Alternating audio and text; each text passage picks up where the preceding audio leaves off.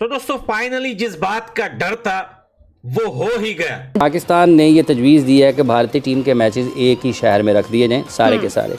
3 शहर हैं जिनके बारे में है कि कराची, रावलपिंडी और तीनों खान जो है वो ट्राई कर रहे हैं कि वो वर्ल्ड कप यानी कि जाएं और इसका हिस्सा बने और वहां पर जाकर जो है वो हौसला अफजाई करें इंडिया पाकिस्तान के मैच के हवाले। वेस्ट इंडीज को जो है नॉर्थ पाकिस्तान से दोस्तों बहुत ज्यादा धमकियां मिली है। लगता है कि अगर ये $1 लाख का मतलब इनको मिलता है तो ये हरा सकते हैं। नहीं देखिए मेरा ये तो देखो एक कॉन्फिडेंस होता है, ये देखिए लालची नहीं है हमारे प्लेयर, अल्लाह का दिया इनके पास बहुत ज्यादा। इस वक्त रशिया के पास 1558 न्यूक्लियर वॉरहेड्स हैं।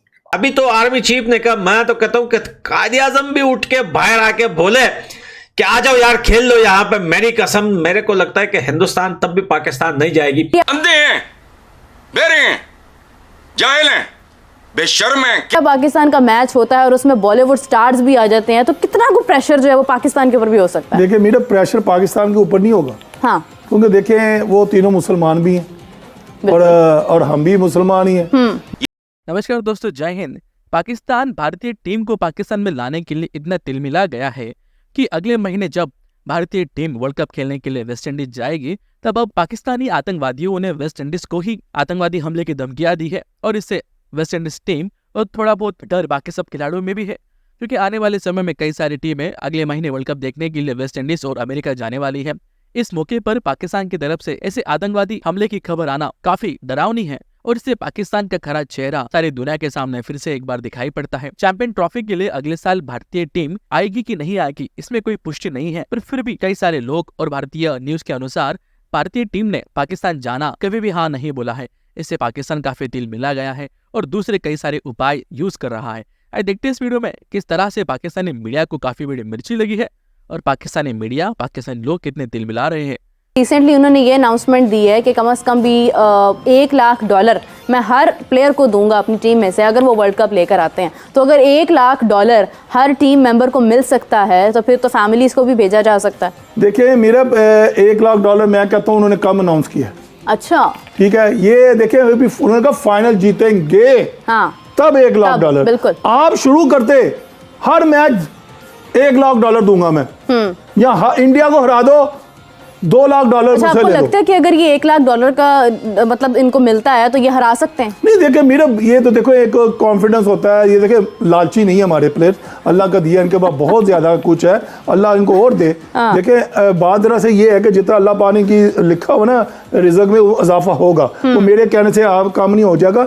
मैं कहता हूँ चेयरमैन साहब चाहे $2 लाख $3 लाख कहते, मगर देखिए एक जीत चाहिए। पाकिस्तान जो है ना हमारा कंट्री, जो इससे अगर हम ये वर्ल्ड कप जीते हैं, आगे वो चैंपियन ट्रॉफी आ रहा है, अगर ये वर्ल्ड कप जीते हमारा मोराल कितना हाई होएगा, हमारा स्पॉन्सर कितने आएंगे। हर टीम चाहेगी कि हम पाकिस्तान के साथ खेले, उससे क्या टीमें आती हैं, फिर आपकी कंट्री में स्पॉन्सर आता है, फिर हमारी जो क्रिकेट होती है वो ऊपर की तरफ जाती है।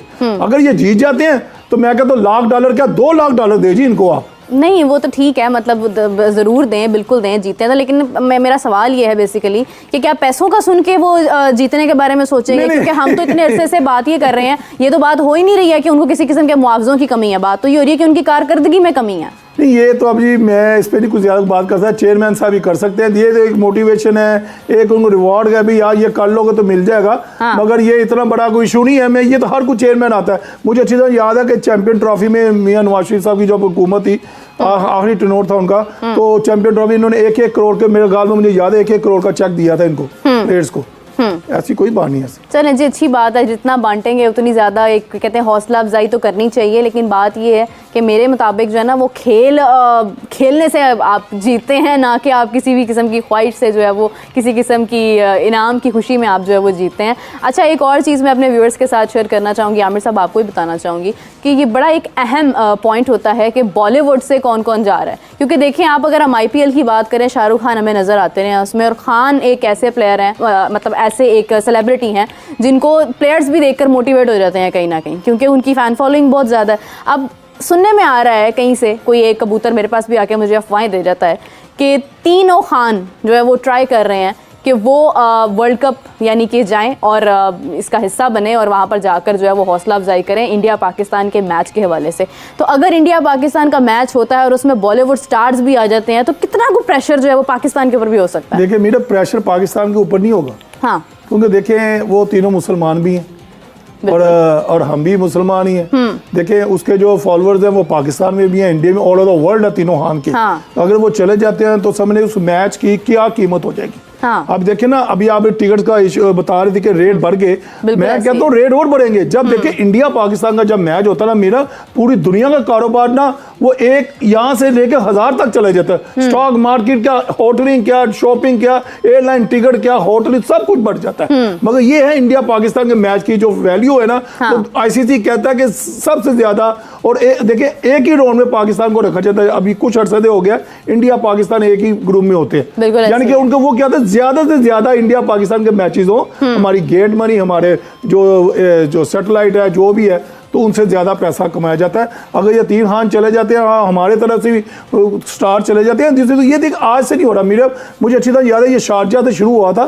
बुखातर साहब थे तो इंडिया के एक्टर्स, हमारे एक्टर्स, हमारे जो बड़े बड़े सेलिब्रिटी थे, MNA जो वो भी जाते थे। ये आज से नहीं शुरू हुआ, ये काफ़ी पुराना एक सिलसिला है। मगर आप देख लें इंडिया का जब भी पाकिस्तान का इवेंट होता है तो इंडिया की सेलिब्रिटी आती हैं और हमारे भी जाते हैं, और ये एक फन है। मैं कहता हूँ क्राउड भी देखे चार्ज होता है उससे, और मैच भी बड़ा मजेदार होता है। बिल्कुल ऐसी है, क्योंकि वो कहते हैं ना कि मतलब अंबानी की शादी पर तीनों खान इकट्ठे हो गए थे। पाकिस्तान और इंडिया का मैच जो है ये भी इतना सनसनीखेज होता है कि इसमें भी तीनों खान से इकट्ठे हो जाएं तो क्या ही बात है। मैं कहती हूँ कि मैच देखने, मैच में 4 चांद लग गए मेरे ख्याल से। तो दोस्तों फाइनली जिस बात का डर था वो हो ही गया। वेस्ट इंडीज को जो है नॉर्थ पाकिस्तान से दोस्तों बहुत ज्यादा धमकियां मिली है। कल आपने देखा होगा पूरी दुनिया के न्यूज चैनल पे एक न्यूज चल रही थी कि वेस्ट इंडीज जो है दोस्तों वो को होस्ट जो है वो T20 वर्ल्ड कप का, क्योंकि आधे से ज्यादा या फिर आधे मैचेस जो है वो वेस्ट इंडीज में होंगे। सोचिए कि वेस्ट इंडीज को धमकियां मिल रही है कि मैचेस वेस्ट इंडीज में हो रहे हैं, लेकिन चैंपियन ट्रॉफी करवाने के लिए पाकिस्तान बड़ा उतावला हो रहा है और जिद पे अड़ा है कि हिंदुस्तान जो है किसी ना किसी तरीके पाकिस्तान आ जाए। जब तक हर सोल्जर जंग लड़ने वाला उसको ये यकीन ना हो कि जो मैं जो जंग लड़ रहा हूं वो मैं उस पर हक बजाना भूल, जज्बों के साथ जंगें होती हैं, करप्शन के साथ जंगें नहीं जीती जाती। दूसरा इसका सबसे बड़ा एलिमेंट है कि यूरोप सीरियस ही नहीं है इसमें। यूरोप इस पे पैसे ही नहीं लगा रहा है। यूरोप डिवाइडेड है। उसकी सबसे बड़ी मिसाल मैक्रां साहब की एक हफ्ता पहले की तकरीर है जिसमें उन्होंने कह दिया कि we are not an American vessel. उसी वजह से प्रेसिडेंट शी आज वहां पहुंचे हैं। दूसरा सबसे बड़ा यूक्रेन वार को सेटबैक ये है। उसमें अगला सेटबैक ये है, यूरोप के कई मुमालिक आज भी रशिया के साथ ट्रेड कर रहे हैं। तीसरी उसमें जो अगला चौथा पॉइंट है कि बाइडेन साहब की अपने अमेरिका के अंदर पॉपुलैरिटी नहीं, उनकी कोई ग्रिप नहीं है। और बाइडेन साहब कौन है? बाइडेन साहब पिछले 12 साल से, पहले 8 साल वो वाइस प्रेसिडेंट रहे हैं ओबामा के साथ, अब 4 साल हो गए इनको व्हाइट हाउस में। ये कैलकुलेट किए जा चुके हैं पुतिन साहब की तरफ से और प्रेसिडेंट शी साहब की तरफ से। इनको अमेरिका को बहुत अरसा पहले ही इन दोनों सुपर पावर्स ने गिरा लेना था, लेकिन इनको थोड़ा सा गैप मिल गया है कोविड की वजह से, क्योंकि दुनिया जाम हो गई थी उस वक्त। वरना अगर रशिया और चाइना इन दोनों मिलके अमेरिका को गिराना चाहते और यूक्रेन ना होता तो 5 साल पहले ही अमेरिका ने गिर जाना था, और गिर रहा है आज।